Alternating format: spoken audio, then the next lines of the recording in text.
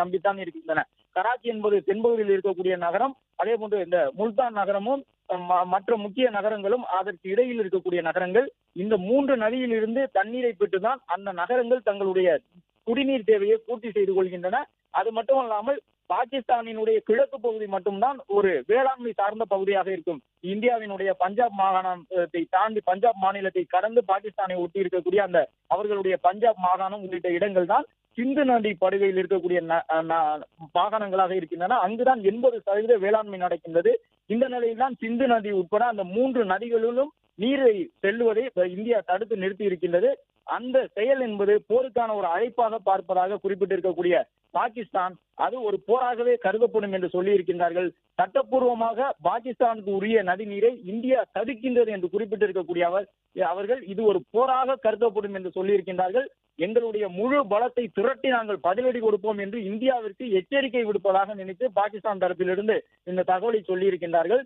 அது மட்டுமல்லாமல் இந்தியா ராணுவ ரீதியிலாக எந்த ஒரு நடவடிக்கையும் இதுவரை எடுக்கவில்லை. அப்படி இருந்தும் கூட பாகிஸ்தான் இன்று காலையிலேயே கராச்சியில் இருக்கக்கூடிய தங்களுடைய கடற்பகுதியிலே ஏவுகணை சோதனை என்ற ஒன்றை நடத்தியிருந்தார்கள்.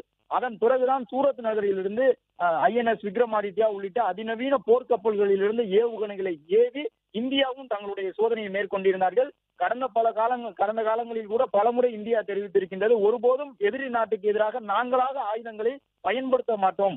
அணு ஆயுத வல்லரசாக இன்று இந்தியா இருக்கின்றது உலக அரங்கிலே. எனவே எந்த ஒரு சூழலிலும் எதிரி நாடு ஆயுதத்தை பயன்படுத்தாத போது இந்தியாவாக முதலில் ஆயுதத்தை பயன்படுத்தாது என்ற கருத்தை தொடர்ந்து இந்திய தரப்பிலிருந்து கடந்த காலங்களிலும் சொல்லி இருக்கின்றார்கள். அதுதான் இந்தியாவின் வெளியுறவு கொள்கையும் கூட.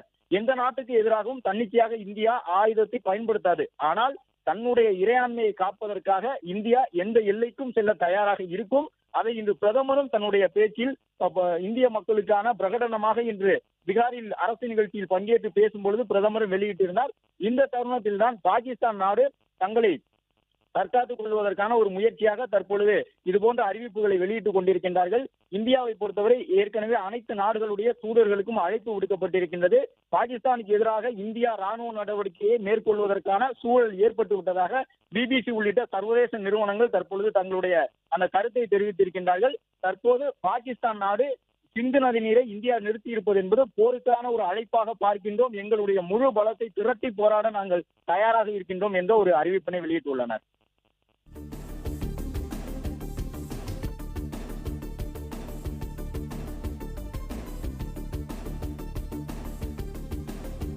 விவரங்களுக்கு நன்றி ராஜகுமரன்.